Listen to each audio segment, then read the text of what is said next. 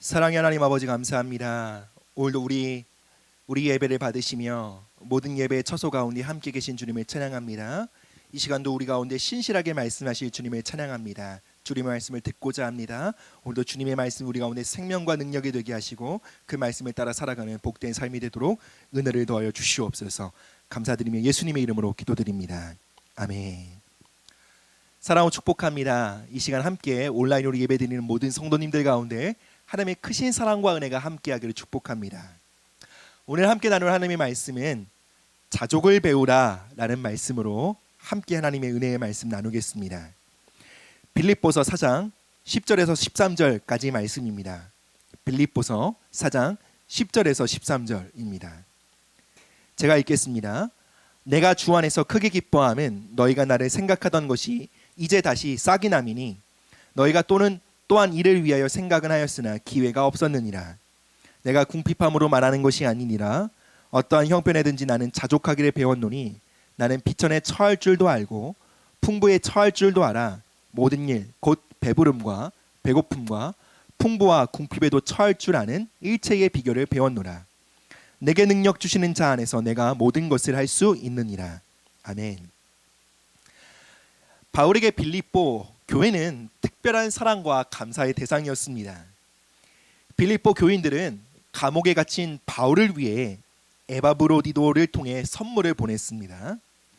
바울은 자신이 겪는 고난에 함께 동참하고 그리고 자신을 위로하는 이 빌립보 교인들에게 감사를 전하고자 했습니다. 바울은 그들의 위로와 격려, 후원에 진심으로 감사하는 동시에 빌립보서를 마치면서 분명한 한 가지의 메시지를 전하고자 했습니다. 그것은 바로 바울이 빌립보 교회의 후원을 초조하게 기다리거나 그들의 후원과 그들의 도움을 의존하지 않는다는 것을 분명히 밝히고 있는 것입니다.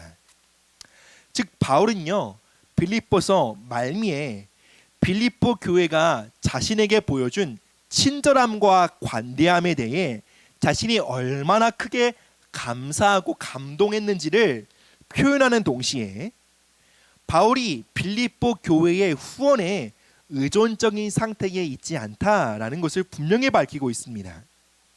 어떻게 보면 바울은요, 이 상반될 수 있는 이 두 가지 의도를 함께 전하고자 했다라는 것입니다. 왜 그렇게 해야 했을까요? 바울은 빌립보 교회의 선한 후원에 감사하지만 무엇보다 주님의 은혜에 더 큰 감사를 표현하고 싶었던 것입니다. 그렇게 함으로 바울은 오직 주님만이 자신의 유일한 만족이 되시며 의지할 대상이 되심을 선포하고 그렇게 주님을 높이려고 했던 것입니다. 뭘 굳이 이렇게 골치 아프게 해야 하나 싶지만 여러분, 그리스도인의 감사는 달라야 합니다. 그저 마음 가는 대로 아무렇게나 감사해서는 안 됩니다. 그리스도인은 그리스도인답게 감사해야 한다는 것이죠. 우리는 그리스도인으로서 사람들의 호의와 후원에 대한 감사하는 마음을 가져야 합니다.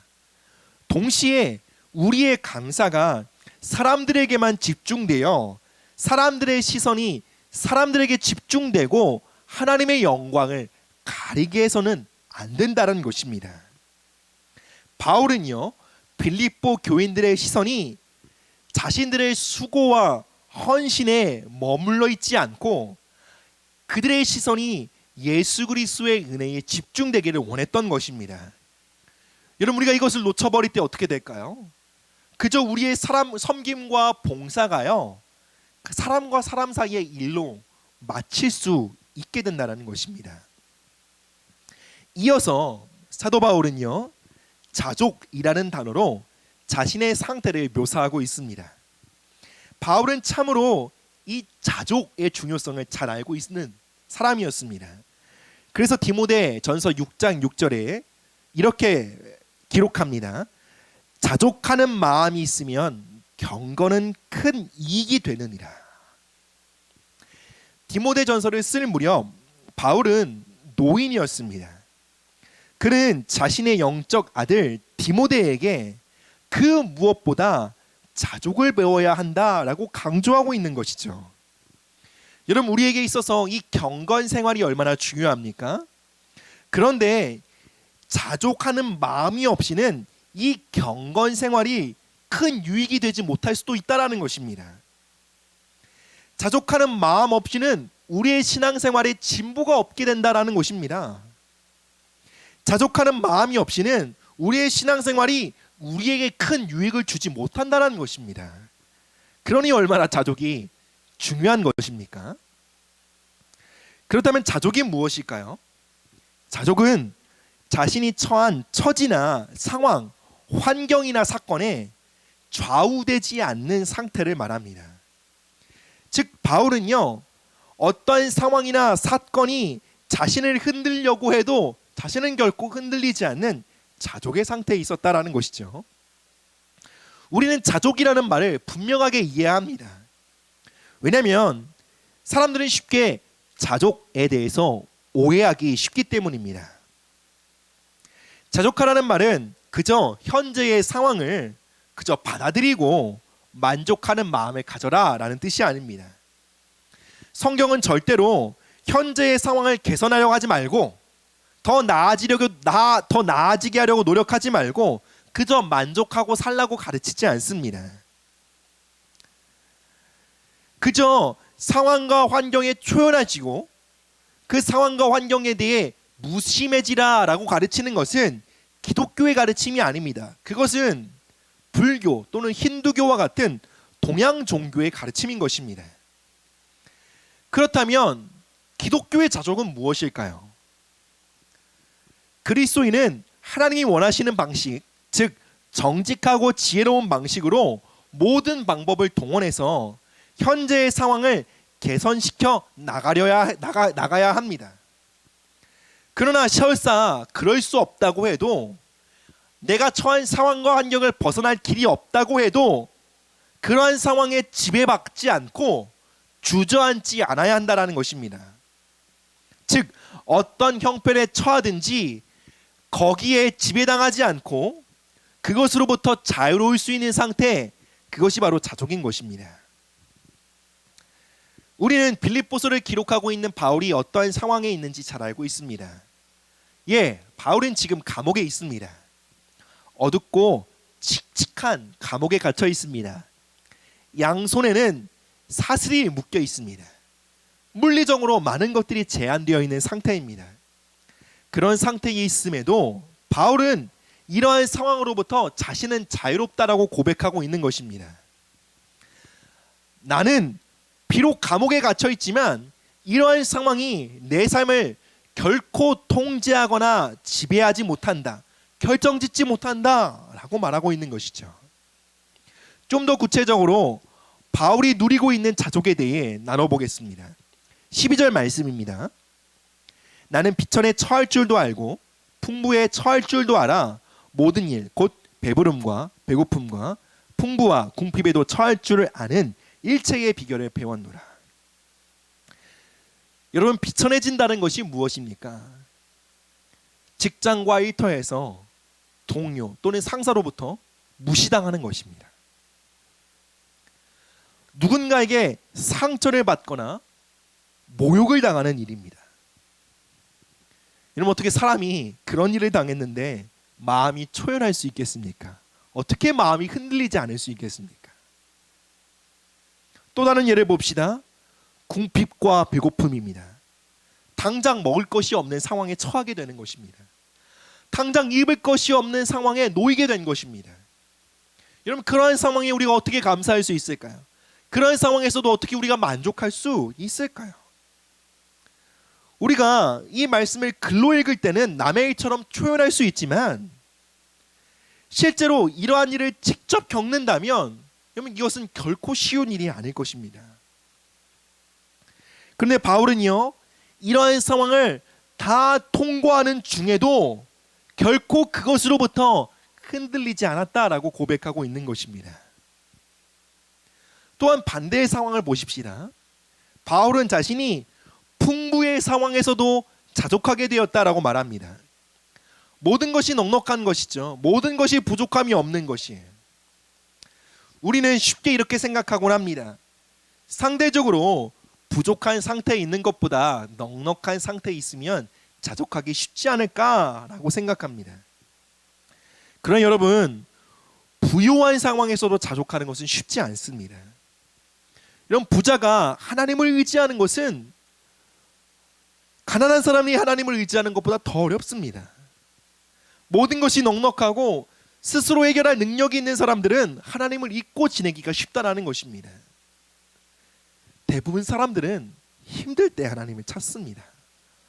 궁핍하고 부족할 때 기도하지, 모든 것이 넉넉하고 풍족하면 하나님을 쉽게 잊어버리는 것이 사람입니다. 바울은 이러한 양극단적인 상황에 자신이 전혀 흔들리지 않는 자족을 배웠다라고 고백하고 있는 것입니다. 즉, 가난하다고 해서 우울해하거나 침체되는 것이 아니라, 또 부유하다고 해서 해이해지거나 하나님을 잊어버리는 것이 아니라, 어떠한 상황에서도 자신은 지배당하지 않으며 자유를 누리게 되었다. 즉, 상황과 형편이 자신의 삶의 기쁨과 행복을 지배하거나 결정짓지 않는다라고 선포하고 있는 것입니다.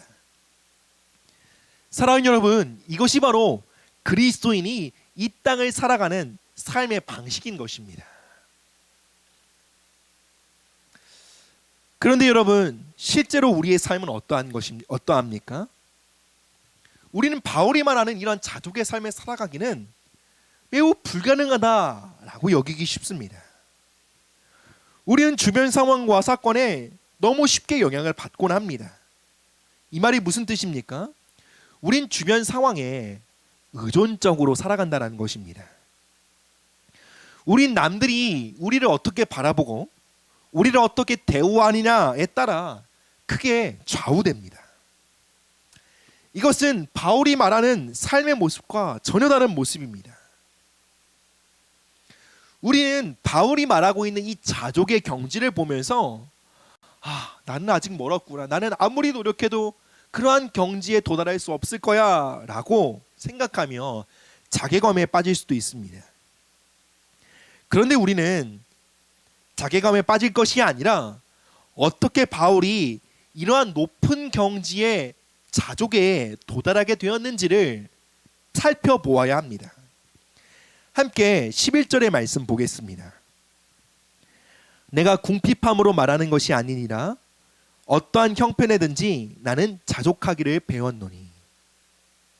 사랑하는 여러분, 이 말씀은 우리에게 엄청난 소망을 줍니다. 무슨 말입니까?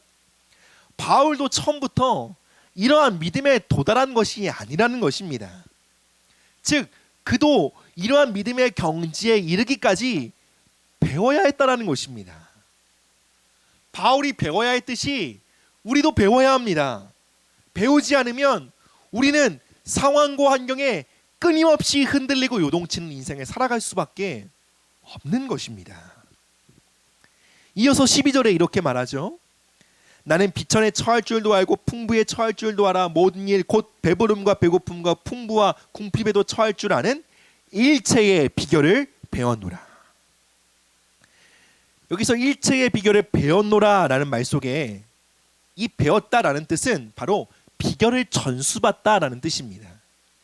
즉, 바울은요, 혼자의 힘으로 그러한 신앙의 경지에 올라선 것이 아닙니다. 개인의 수양과 어떤 노력을 통해 어떤 높은 경지의 내적인 평안에 이르게 된 것이 아닙니다. 바울은 누군가로부터 배워야 했습니다. 그렇다면 바울은 누군가에게 배웠을까요? 바울을 이러한 높은 수준의 자족에 이르도록 그를 가르친 자는 누구입니까? 바로 13절에서 찾아볼 수 있죠. 13절 읽겠습니다. 내게 능력 주시는 자 안에서 내가 모든 것을 할 수 있느니라. 아멘. 바울이 모든 것을 할 수 있다라고 하는 말이 무슨 뜻입니까? 우리는 흔히 이 말씀을 사업장에 가면 보게 되죠. 그래서 그 현관에 걸어놓는 거죠. 그 의도가 무엇입니까? 나도 주님을 의지하여 성공할 수 있다라는 말이죠. 또 수험생들이 시험을 준비하면서 이렇게 이 말씀을 붙들기도 합니다. 그런데 여러분들, 이 말씀은 그러한 뜻이 아닙니다.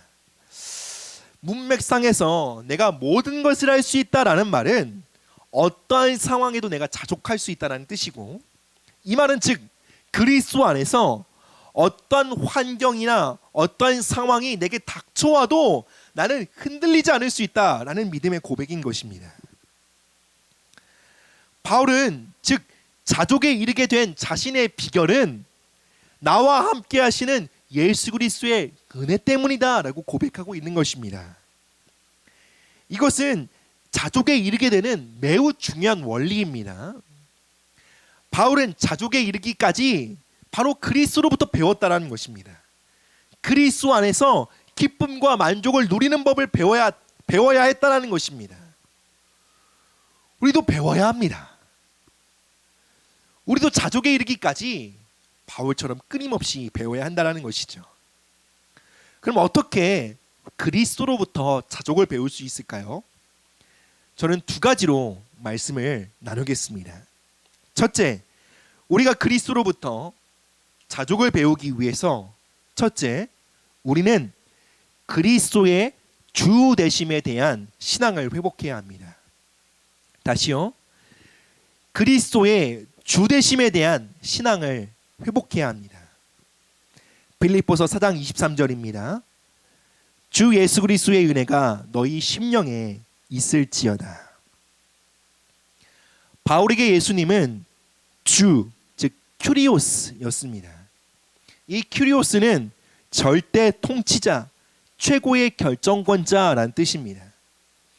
바울 시대에는 이 큐리오스라고 불리는 존재가 실존했죠. 바로 로마 황제였습니다. 그래서 바울 시대에 사는 사람들은요, 큐리오스라는 고백이 어떠한 의미를 담고 있는지 잘 알고 있었어요. 그리스도인들이 예수님을 향해 주 큐리오스라고 고백한다는 것은 로마 황제가 절대 권력자, 절대 통치자가 아니라는 것입니다. 왜요? 절대 통치자, 절대 권력자는 둘이 될 수 없는 것이죠. 그래서 그리스도를 주로 고백한다는 것은 로마를 반역하는 것이고 순교를 각오하는 것이었습니다. 그만큼 바울 시대에 그리스도를 주로 고백한다는 것은 그만큼 철저하고 절대적인 신앙의 고백이었습니다.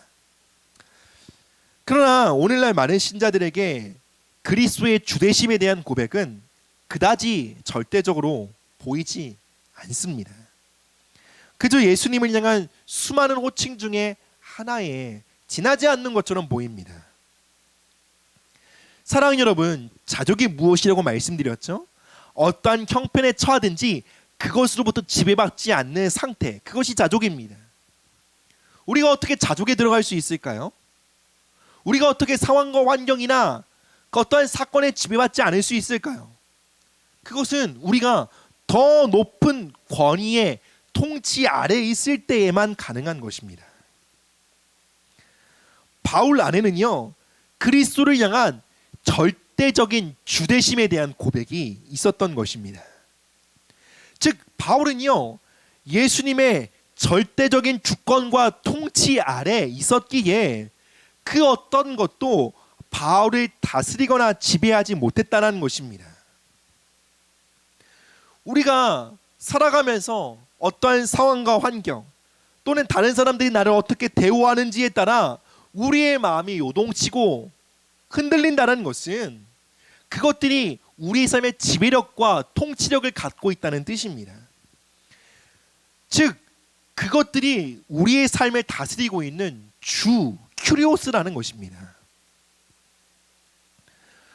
우리는 입술로 예수님을 주님으로 고백할 수 있습니다. 그러나 우리가 끊임없이 상황에 의해 통제받고 흔들리고 있다면 나는 주님의 통치 아래에 있는 것이 아닙니다. 우리는 이렇게 말할 수 있습니다. 상황이 너무 힘듭니다, 목사님. 이러한 상황에 흔들리지 않는 것은 사람이 아닙니다. 누구라도 저와 같은 처지에 있다면 흔들리고 요동칠 수밖에 없을 거예요. 그러나 여러분, 그렇지 않습니다. 그리스도는 모든 권세보다 높은 분이십니다. 그리스도의 통치를 흔들 수 있는 권세는 없습니다. 그리스도의 왕권을 위협할 수 있는 존재는 없습니다. 즉 내가 그리스도의 통치와 왕권 아래에 있다면 이 세상 그 어떤 권세와 문제와 상황도 나의 삶을 흔들 수 없다라는 것입니다. 오늘을 살아가는 우리에게 진실로 필요한 은혜는 그저 우리의 상황과 환경이 개선되어지는 것이 아닙니다. 오늘 우리에게 절대적으로 필요한 은혜는 바로 그리스도의 주되심의 은혜가 회복되어지는 것입니다. 바로 그리스도의 왕권, 그리스도의 주권, 그리스도의 통치를 인정하고 높이는 신앙이 우리 안에 회복되어져야 한다는 것입니다. 바울은 말합니다. 주 예수 그리스도의 은혜가 너희 심령에 있기를 원하노라. 우리가 그리스도를, 예수 그리스도를 우리 삶의 주로, 큐리오스로, 절대 권위자요 통치자로 고백하기 시작할 때, 그렇게 우리가 마음으로 그분을 바라보기 시작할 때 그분의 은혜가 우리의 심령에 미치게 된다는 것입니다. 그리고 그 은혜가 우리를 자족할 수 있도록 가르치시는 것입니다. 사랑하는 여러분, 저와 여러분 속에 그리스도의 주되심, 그리스도의 주권, 왕권을 온전히 인정하는 믿음이 회복되어지기를 주님의 이름으로 축복합니다. 둘째로, 우리가 그리스도를 통해 자족을 배우기 위해 우리는 그리스도와의 교제를 최우선순위에 두어야 합니다. 빌립보서 3장 7절에서 8절입니다. 그러나 무엇이든지 내게 유익하던 것을 내가 그리스도를 위하여 다 해로 여길 뿐더러 또한 모든 것을 해로 여김은 내 주 그리스도 예수를 아는 지식이 가장 고상하기 때문이라. 내가 그를 위하여 모든 것을 잃어버리고 배설물로 여김은 그리스도를 얻고. 12절에서 바울은 일체의 비결을 배웠다라고 고백합니다. 여기서 배웠다라는 말은 비결을 전수받는 것입니다. 그럼 무협 소설이나 무협 영화를 보신 적이 있으십니까? 그런 영화들이나 소설을 보면 한 고수가 자신이 갖고 있는 이 특별한 무공과 이 내공이나 기술을 여러 명에게 전수하지 않습니다. 그것은 특별한 스승과 제자와의 1대1의 관계 속에서 오랜 시간에 걸쳐 비밀스럽게 전수되어지는 것입니다. 바울이 자족할 수 있는 비결을 배웠다는 것은 이처럼 배웠다는 것입니다. 즉 그리스도로부터 1대1 양육을 받게 된 것입니다. 이것은 바울이 예수 그리스도와 오랜 시간 동행하며 배우게 되었다라는 뜻입니다. 여러분, 자족은요 1타 강사에게 수업을 배우듯이요 마치 쪽집게 과외처럼 배울 수 있는 것이 아닙니다. 자족은 1대1의 양육의 관계를 통해 전승받는 것입니다. 즉 그리스도와의 깊고 친밀한 비밀스러운 관계 안에서 배울 수 있는 것이 바로 자족인 것입니다. 우리 또한 자족을 배우길 원한다면 그리스도를 인격적으로 친밀하게 알아가야 합니다. 바울은 그리스도를 직접 대면하여 계시를 받은 자였습니다. 바울은 그리스도에 대한 많은 지식이 있었고 그분과야 살아있는 많은 만남이 있었습니다. 또한 바울처럼 신학적으로 체험적으로 하나님을 깊이 알고 있는 사람은 없었을 것입니다. 그런데요 바울은요 그리스도를 계속해서 알고자 했습니다.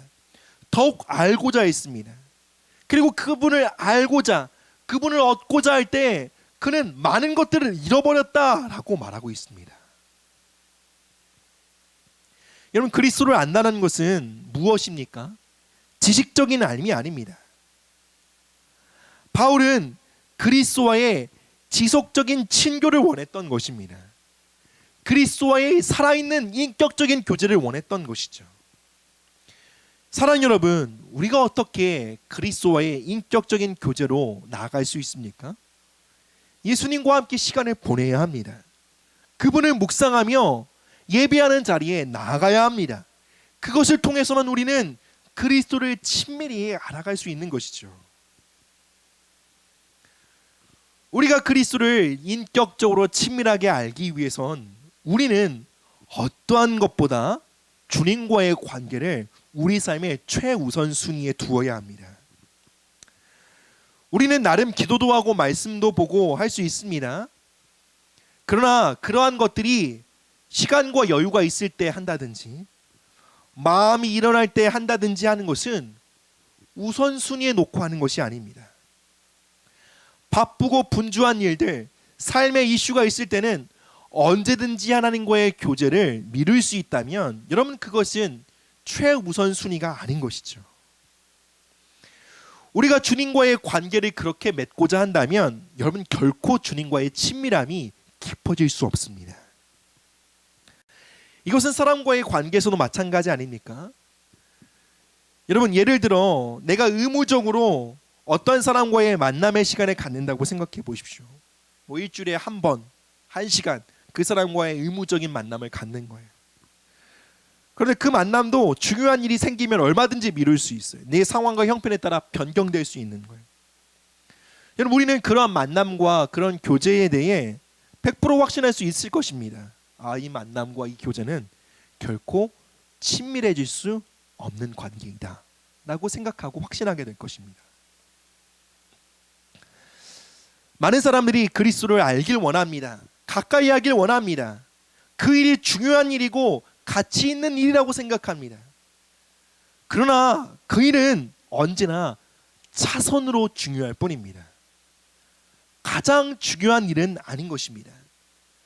그렇게 오랜 시간 동안 신앙생활을 하고 경건의 훈련을 하고 있지만 그리스도와의 친밀함이 깊어지고 있지 않는 것이죠. 나름 기도도 하고 말씀도 읽습니다. 나름 예배 생활에 성실히 임합니다. 그러나 주님을 인격적으로 만나고 경험하는 일에서 매우 빈곤한 것입니다. 그리고 많은 사람들은 자신이 갖고 있는 그리스도와의 인격적인 관계의 빈곤함을 신앙적인 지식 또는 훈련, 경건의 모습으로 덮고 포장하려고 합니다. 여러분 이러한 삶에서는 결코 자족을 배울 길이 없습니다. 이러한 삶에는 끊임없는 요동침이 있을 뿐입니다. 바울은 그리스도와의 살아있는 인격적인 관계를 원했고 그리고 바울은 그 그리스도와의 관계를 가장 최우선순위에 두었던 것입니다. 그리고 예수님은 바울과의 그 인격적인 교제와 친밀함 속에 바울을 가르쳐 주신 것입니다. 마치 엄청난 무공의 고수가 자신의 유일한 제자에게 자신의 내공과 자신 안에 있는 그 무공을 전수해 주는 것처럼 예수님은 바울에게 자신 안에 있는 평강, 자신 안에 있는 기쁨, 자신 안에 있는 만족을 가르쳐 주었던 것입니다. 그 가르침 속에 바울은 깨닫게 된 것입니다. 내가 그리스도 안에 있을 때, 즉 내가 그리스도와 연결되어 있을 때에 그분은 나에게 끊임없이 힘을 공급해 주시는 분이시구나. 그리고 그분으로부터 말미암는 힘과 능력 속에 나는 그 어떤 상황과 환경과 사건들 속에서도 흔들리지 않는 담대함을 얻게 되는구나. 그리고 그 모든 상황들을 넉넉하게 뛰어넘는 사람으로 설 수 있게 된다는 것을 바울은 깨닫게 된 것입니다. 말씀을 맺겠습니다. 사랑하는 여러분, 오늘날 참으로 우리의 인생과 우리의 마음을 뒤흔드는 사건들이 너무나 많습니다. 사회적으로 그러합니다. 정치적으로도 그러합니다. 국제관계학적으로도 매우 불안한 요소들이 많습니다. 또 자연 환경과 기후의 문제 또한 우리의 마음을 심란하게 합니다. 여러 가지 경제적인 요소들과 경제적인 요소들이 끊임없이 요동치는 시대를 살고 있습니다. 이러한 일들은 갈수록 많아질 것입니다. 이러한 오늘을 살아가고 있는 우리에게 자족은 오늘날 신자들이 그 무엇보다 배워야 할 그리스도인의 미덕인 줄 믿습니다. 우리는 어떠한 환경과 상황에도 흔들리지 않는 법을 배워야 합니다. 어떠한 상황에서도 기뻐할 수 있고 평안을 누리는 법을 배워야 합니다. 바울이 그랬던 것처럼 우리도 배워야 합니다. 이제 함께 기도하며 나가실 때 하나님 그리스도의 주되심에 대한 신앙이 내 안에 굳어지게 하여 주옵소서. 하나님 그리스도의 친밀함이 내게 깊어지게 하옵소서. 하나님과의 교제를 나의 삶의 최우선의 자리에 두게 하옵소서. 우리 함께 찬양하시며 기도의 자리로 나가시겠습니다.